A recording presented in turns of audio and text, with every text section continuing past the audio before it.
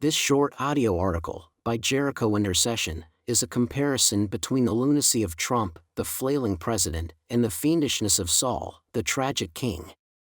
1 Samuel chapter 18 verses 10 and 11 reads, "The next day an evil spirit from God came forcefully on Saul. He was prophesying in his house, while David was playing the lyre, as he usually did. Saul had a spear in his hand, and he hurled it, saying to himself, 'I'll pin David to the wall.' But David eluded him twice." Many scholars have parsed words trying to explain this away as some kind of medical or psychological illness. But the literal text goes far beyond that. The fact that he was prophesying at the time also suggests he was under the control of a supernatural force. Similarly, many top psychiatrists have attributed Trump's behavior to malignant narcissism. But a comparison between President Trump and King Saul provides some eye-opening insights. Donald, a charismatic figure, was the son of Fred Trump, a wealthy landowner. Saul, like Trump, was a charismatic leader and son of Kish, a wealthy landowner. Donald became a wealthy property owner who was elected to a presidency he never wanted, that forced him to wage a bitter, unending feud with the Democrats and more than half of all Americans. Saul also became a wealthy property owner who was thrust into an unwanted kingship that denied him the simplicity of his previous life and forced him to fight interminable bloody wars with the Philistines. Saul's unhinged mind went from listening to David's soothing music to trying to pin the harpist to the wall. The biblical accounts attribute these brutal mood swings to an evil spirit that would come upon him. Donald is also driven by a mindset controlled by forces, which defy scientific inquiry, that none of his top Confederates understand, as they are soon to find out when they become his victims, or his enemies, or even get destroyed, like many of his previous associates. And even Elon, his de facto co-president, will one day have a reckoning. A falling out at some point in time, when Trump asks him to cross a line he cannot cross, or vice versa, as he did to his former vice president, Mike Pence.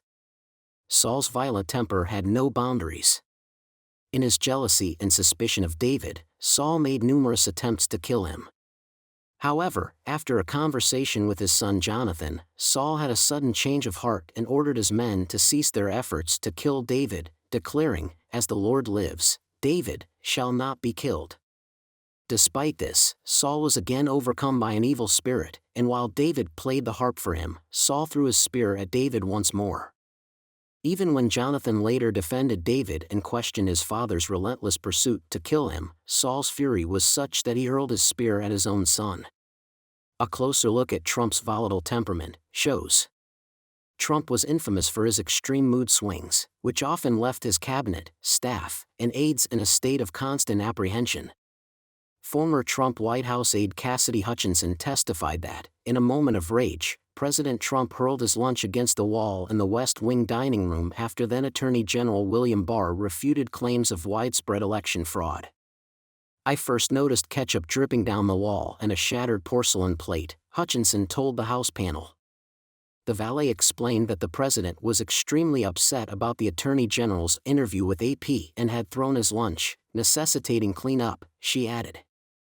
"So, I grabbed a towel and started wiping the ketchup off the wall to help the valet."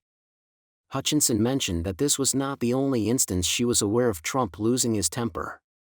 She noted there were several occasions during my tenure with the chief of staff where I knew of him either throwing dishes or flipping the tablecloth.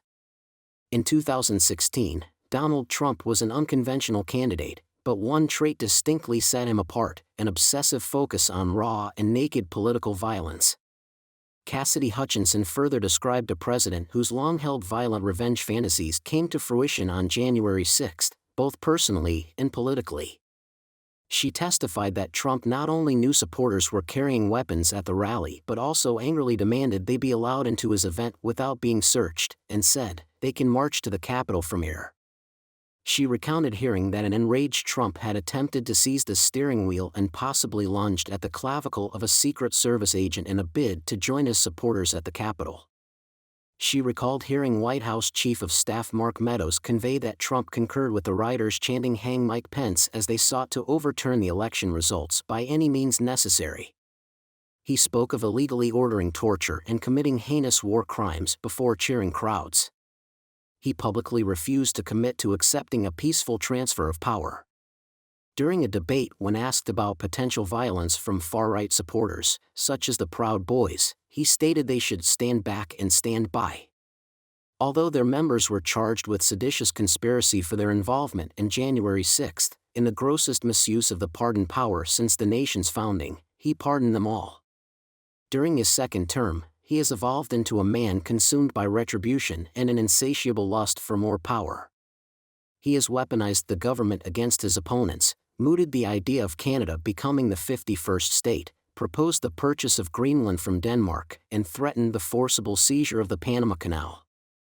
In his bid to enrich himself and his billionaire cronies, he has empowered his top donor, Elon Musk, to dismantle federal agencies with reckless abandon, completely disregarding the impact on his own supporters.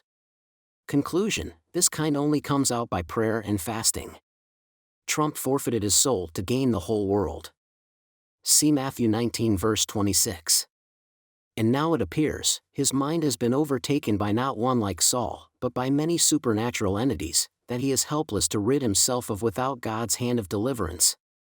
All that mumbo-jumbo about taking over Canada, Greenland, the Panama Canal, his blatant corruption and defiance of the rule of law, his cozying up to brutal dictators including his channeling of Adolf Hitler, his long list of targets for retribution, his horrifying attacks and extortions of Ukraine's president and his talk of Ukraine surrendering to Russia, his attempted insurrection, his attacks on women and minorities, and now his dismantling of the federal government are all animated by evil spirits. Speaking of the evil one, John 10 verse 10 reads, "The thief comes to steal, kill and destroy." Mark 5 verses 6 to 9 reads, "When he saw Jesus from a distance, he ran and fell on his knees in front of him. He shouted at the top of his voice, 'What do you want with me, Jesus, Son of the Most High God? In God's name don't torture me.' For Jesus had said to him, 'Come out of this man, you impure spirit.' Then Jesus asked him, 'What is your name?' 'My name is Legion,' he replied, 'for we are many.'"